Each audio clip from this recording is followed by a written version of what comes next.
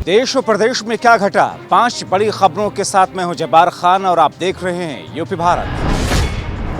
दवाइयों, अस्पतालों में एडमिशन और ऑक्सीजन की किल्लत की वजह से लोग अपनी आस्था और अलग अलग अंदाज में अपने नित नए तरीके से अपना इलाज करने की कोशिश कर रहे हैं। भारत में खासतौर पर गौमूत्र और गोबर से नहा करके या गौमूत्र को पी करके लोग इसका इलाज ढूंढने की कोशिश कर रहे हैं।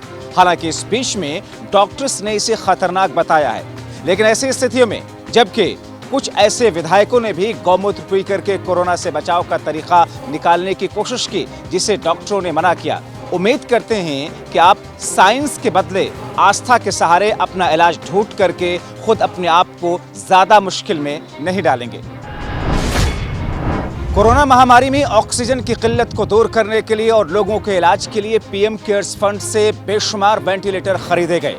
मगर बात फरीदकोट की करें, जहां पर पीएम केयर्स फंड से खरीदे गए 80 वेंटिलेटर्स में से 71 खराब निकले। डॉक्टर्स का, अस्पताल का यह कहना है कि अगर उन वेंटिलेटर्स को हम इस्तेमाल में लाते हैं, मरीजों को लगाते हैं, तो फिर मरीजों की जिंदगी खतरे में आ सकती है, क्योंकि वो चलते चलते अचानक रुक जाते हैं। जाहिर तौर पर अपने आप में ये अव्यवस्थाओं का न सिर्फ एक बड़ी ऐसी नजीर है, बल्कि सरकार और प्रशासनिक व्यवस्थाओं को लेकर के एक सन्नाटेदार तमाचा भी है। महाराष्ट्र सरकार के बाद में अब दिल्ली सरकार ने भी वैक्सीन लगाए जाने वाले अपने 100 केंद्रों को बंद कर दिया है, क्योंकि राज्य और केंद्र की सरकार वैक्सीन की किल्लत को लेकर के आमने सामने है।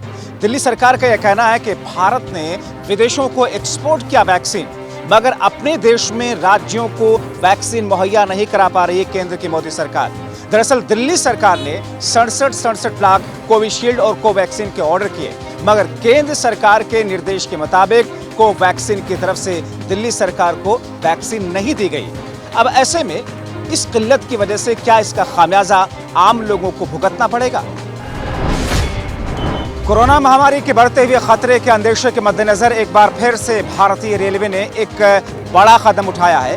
भारतीय रेलवे ने 12 तारीख से लेकर के 17 तारीख तक 31 ट्रेनों को रद्द कर दिया है। एक ऐसे वक्त में जब आमतौर पर बड़े शहरों से लोग अपने गांव की तरफ रुख कर रहे हैं, क्योंकि वो अपने गांव में जाकर के वहां पर सुकून की जिंदगी गुजार सकें, क्योंकि शहरों में सब कुछ ठप सा पड़ा है लॉकडाउन की वजह से। ऐसी स्थिति में जो लोग अब अपने गांव की तरफ जाना चाहते हैं, खासतौर पर असम, बिहार, बंगाल, उनके लिए मुश्किलें आ सकती हैं। और अब बात चाइना के खत्म हो रही अकड़ की करते हैं। मौजूदा वक्त में महामारी की वजह से भारत दूसरे देशों से मेडिकल उपकरण के साथ साथ दवाइयों का रॉ मटेरियल आयात कर रहा है, मगर बीते कुछ दिनों से चाइना अपनी अकड़ में था। लेकिन चाइना को अब अकल आई है, उसने भारत के लिए मेडिकल उपकरण के साथ साथ ऑक्सीजन और दवाइयों का रॉ मटेरियल भेजने के लिए तैयार हो चुका है। जाहिर तौर पर चाइना से ये खेप आने के बाद में कहीं ना कहीं भारत में इसका बड़ा लाभ होगा, जिसकी वजह से मरीजों के इलाज में आसानी पैदा होगी।